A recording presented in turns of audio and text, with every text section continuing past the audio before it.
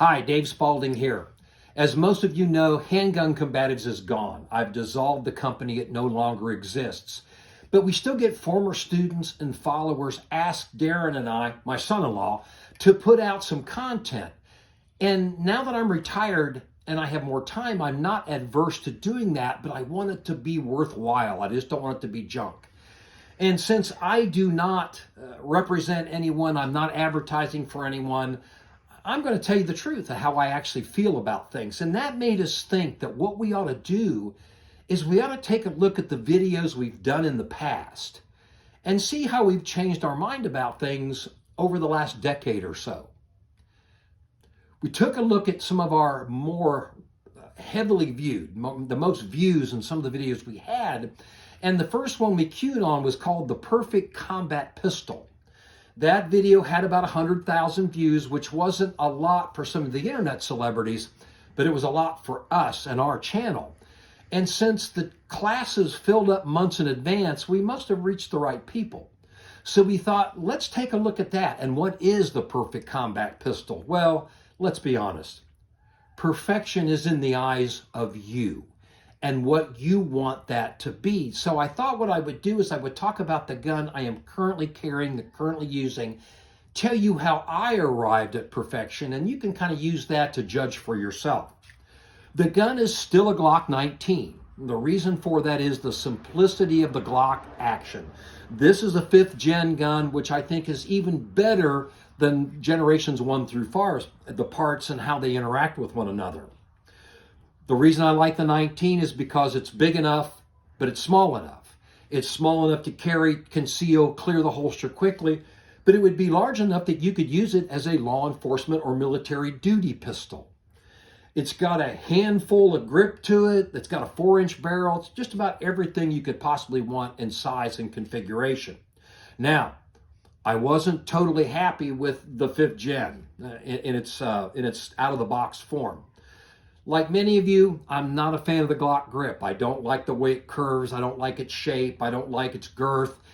So the first thing I did when I got my 5th gen gun is it went off to David Bowie at Bowie Tactical Concepts, and I asked him to put a 1911 style grip on it. And what I mean by that is the front strap, the back strap are parallel to one another. But that rear back strap is still canted, which allows me to keep my hand high up in the grip tang. Folks, people don't realize that that tight tang to web of your hand fit is very important for leverage purposes. I'm not going to get into that now, but do not sacrifice a tight web of the hand grip tang fit for capacity or some other function. Once David did that for me, he sent it back to me. I started looking at other things that I could do that would enhance my ability. And what that brings us to are the cuts at the juncture of the trigger guard and the grip, and then forward on the trigger guard itself, and then this finger tab right here. Now, a lot of people think that this thing, which is also, I think it's called a gas pedal and other kinds of things, it has nothing to do with me controlling the recoil. Folks, I don't have trouble controlling the awesome recoil of the 9mm cartridge. It's just not that much. What these cuts were for was to ensure that I always got the same consistent grip every time my hands came together on the pistol. As far as this cut right here, yeah, I want to get my hand up as high to the bore line as I can, but it was to ensure that I get a grip on the gun from the holster the same way each and every time. What I do, I don't slam my hand down on the grip tang. I acquire the first contact right here. And if I bump it right up to that little nub on my index, on my middle finger, I know that when my hand wraps around it, it's going to be correct. So I wanted to be able to get my middle finger in there so I could wrap it around. Once I attained that, I wanted to be able to come up underneath here like this, into this notch, and then roll my thumb forward, which would ensure that I get the same grip each and every time. Now, don't try to pull me into your fantasy. I'm not worried about being able to pick up any gun anywhere and shoot it so I can have a battlefield pickup. I don't live in a world where there's dead soldiers and guns laying all over everywhere. There's a real good chance that my gunfight will occur inside my home or maybe in a shopping mall parking lot. And if there's a gun laying there on the ground, I'm not going to pick it up and start using it. I'm going to think, why is it there? No, folks, it's far more likely that I and you will start and finish your gunfight with the gun you bring to the event. So that's why I set this gun up the way I want it to be. Okay, now let's jump into the internals, the trigger. All of the internal parts are stock Glock. The only thing that I've done is I've added a Glock 3.5-pound connector, and I've polished everything so they glide together. I can remember very clearly my 8th grade metal shop teacher telling us wherever metal met metal to polish it so it would glide and interact better. And I think that still remains the same today.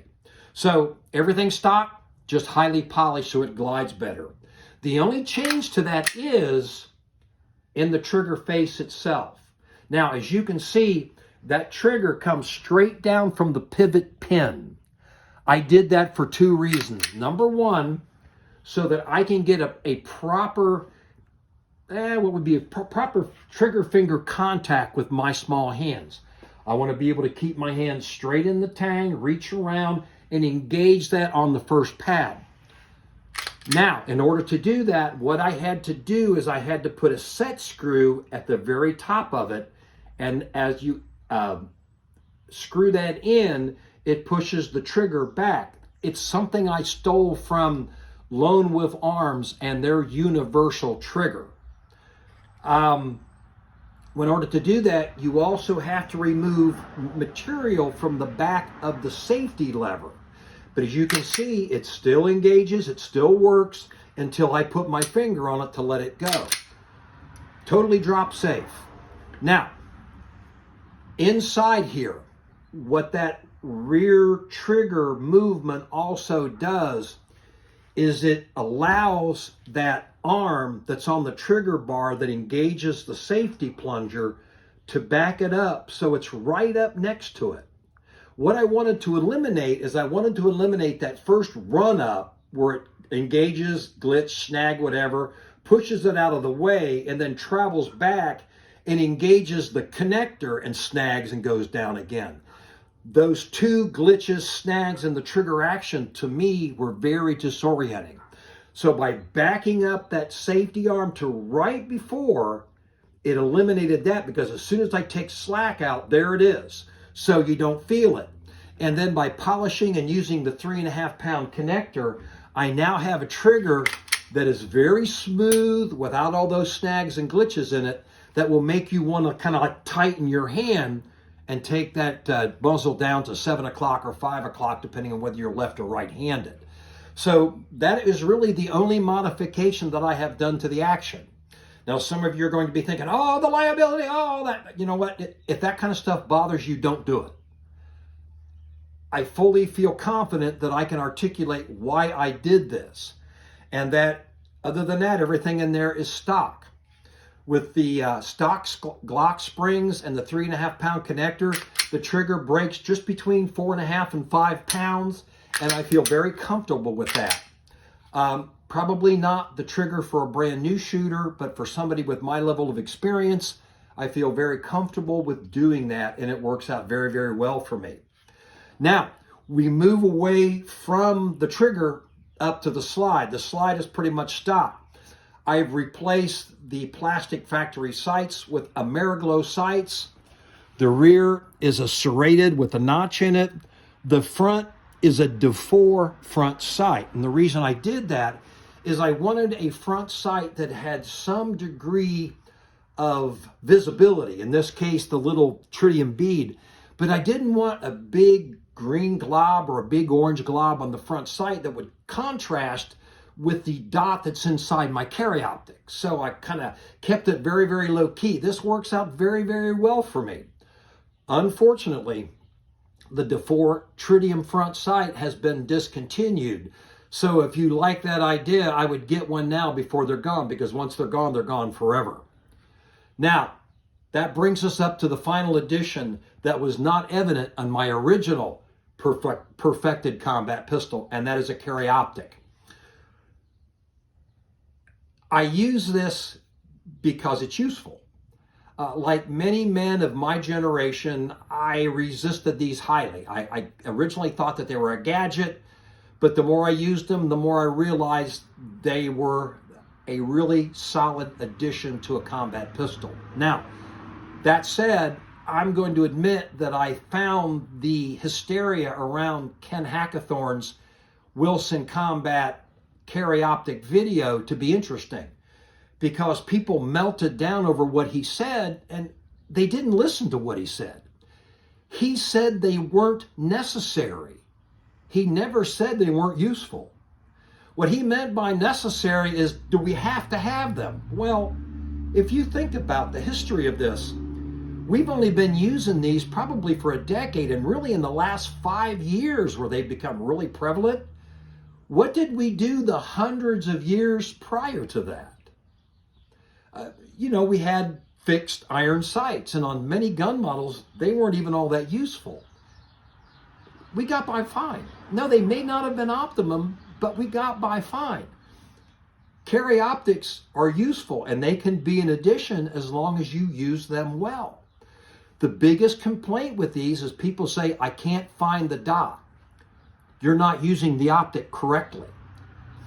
As I interview people about why they can't find the dot during training classes, it became very, very clear to me very quickly that what people were doing is they were trying to apply the optical unit to the target instead of visualizing pointing the muzzle where they wanted it to be. If you can reshuffle your brain and kind of think about having an arrow sticking out of the muzzle of your pistol and bringing it up and placing it on the target, you're going to find the vast majority of the time that the carry optic dot will be right where you want it to be. Don't try to put the optic window on the target, point the muzzle. Unless you don't possess the proprioception to point your gun towards a target, most of your problem is going to be solved right there. And that if you do come up and it's not where you want it to be, the dot's not going to be way over here. It's going to be right at the edge of your optic. So all you have to do is bring it up there, and if it's not there, just tighten your hands. That's going to bring the dot into the window. It may not be directly in the center, but you don't need it in the center. All you need to do is see it. See the dot, place it where you want it, press the trigger. So this is what I consider now my perfect combat pistol. Again, for me. It's set up just the way I want. And quite frankly, folks, I have never shot a handgun any better than this one right here. Now, this may not be your perfect combat handgun, but maybe you can use some of the thoughts that I have given you here towards your pistol. Dave Spalding, thanks for checking in.